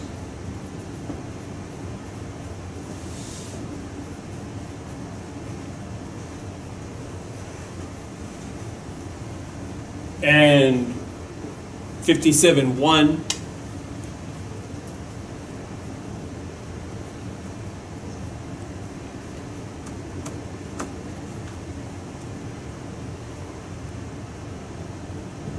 If you're in the Tree of Life, it'll be verse 2. Be gracious to me, O God, be gracious to me, for in you my soul takes refuge. In the shadow of your wing I take refuge until destruction passes. Remember what Rashi says. What are the wings? The tzitzit, the kanfon.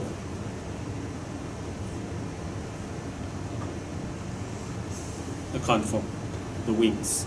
Of what? The talit.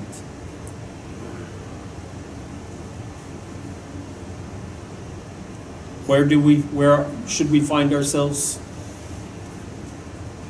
In his refuge. Where do we find refuge? Torah. The Torah is our refuge. Matthew chapter 23.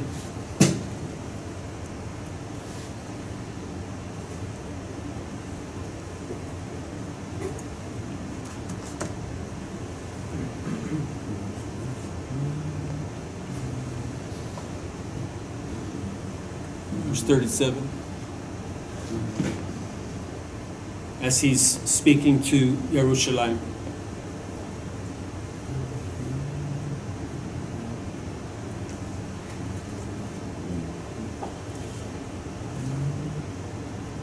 O Jerusalem, Jerusalem, who kills Navim, the prophets, and stones those sent to her.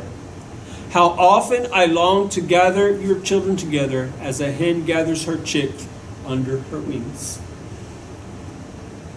But you were not willing.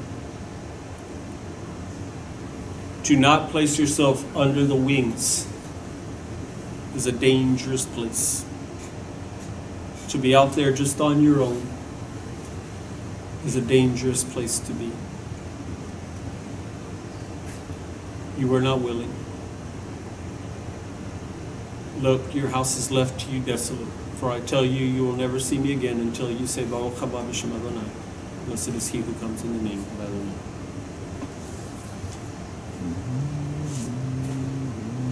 Because they were not keeping Torah. If they had been keeping Torah the way they were supposed to be keeping Torah, they would have recognized him and accepted him. Because what did he say?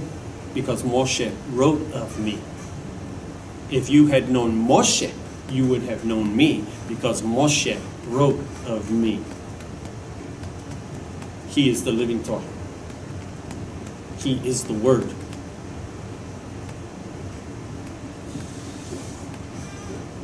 He's the Word. One more for you, and that's Revelation. Hikalut, Revelation 12:14.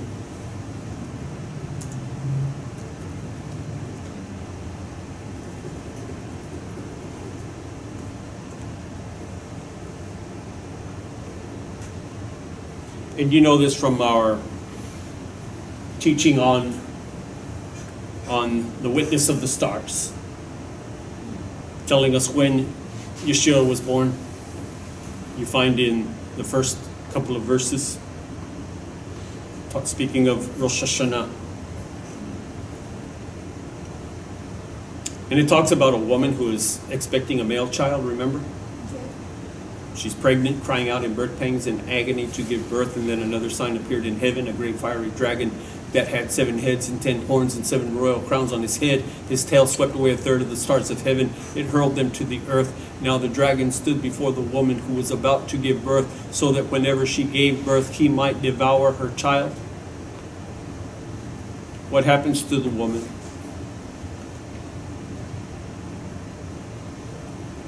Verse 13, now when the dragon saw that he had been thrown down to earth, he stalked the woman who had given birth to the male child. Who is the woman? Israel. And he stalks her. But the woman was given 2 wings of the great eagle. Where did you first read about the wings of eagle? That he would lift her up on wings of eagle.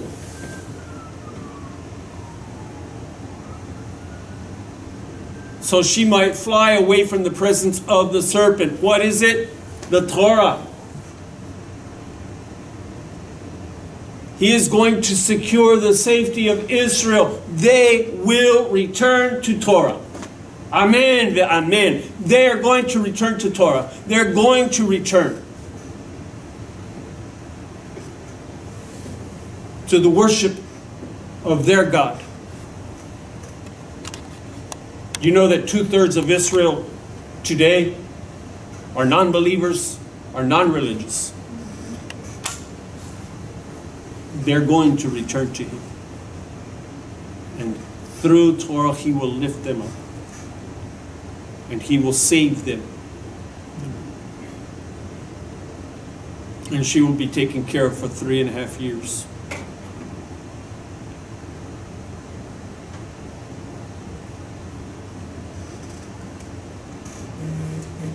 So, we close there. But in closing,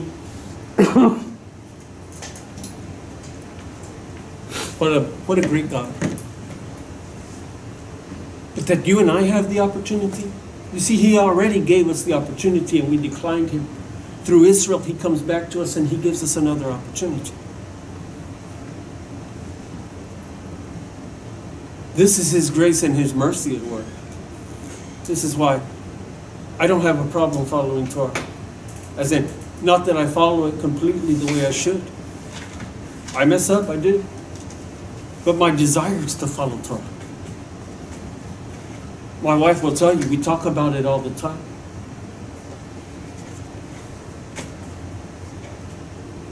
I want to follow Torah. I want to be that close to him, that I want to be what he wants me to be, righteous in all of my ways.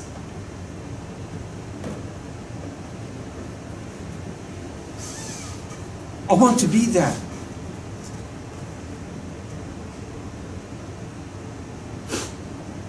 And people who come up to me and say, well, you don't have to do this and you don't have to do that. Well, I don't have to be alive either.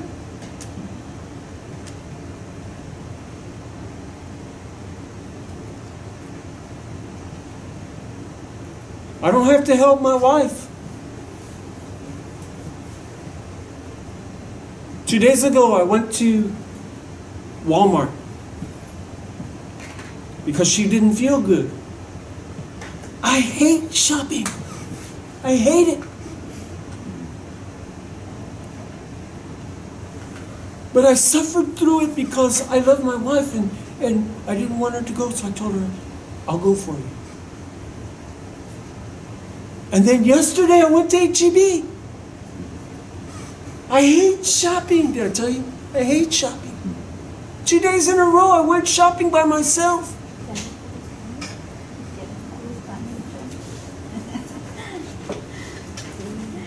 Because I love her. And she does things for me. And I can tell you that a year ago she was doing magnificent things for me. She was cleaning my wounds. I was wearing a bag and she would take the bag and empty it. Like a baby. She was changing me. Because I could not do it myself.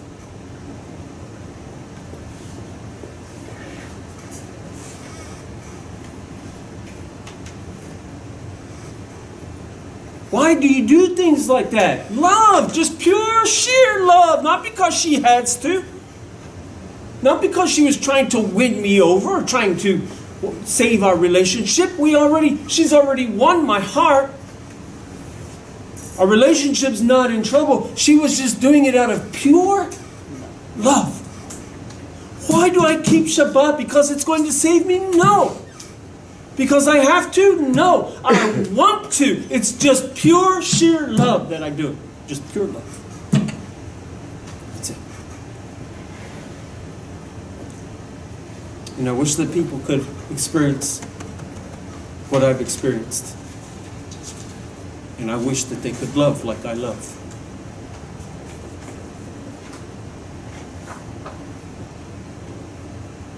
And there are those who are, I wish I could love like them. I wish I could have the relationship with God that they have. You understand what I'm saying? Never be satisfied. Never be satisfied. But do what you're doing. Not because someone tells you to, or tells you you should be, or you have to, or tells you not. You do it because you love God, and you do it whether they like it or not, and whether they agree with you or not, and whether they approve of you or not. It makes no difference. You're doing it because you love God that much, that you're willing to set everything else to the side and follow Him.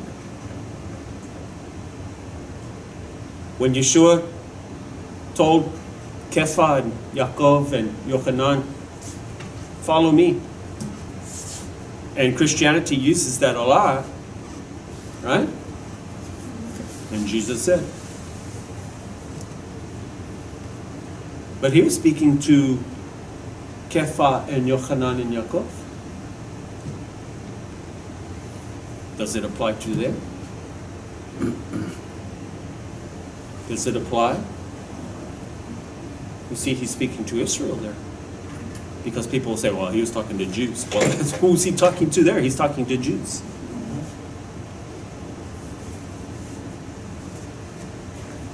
And another verse that the church loves to use, Christianity loves to use, is go into all the world and make disciples of all nations.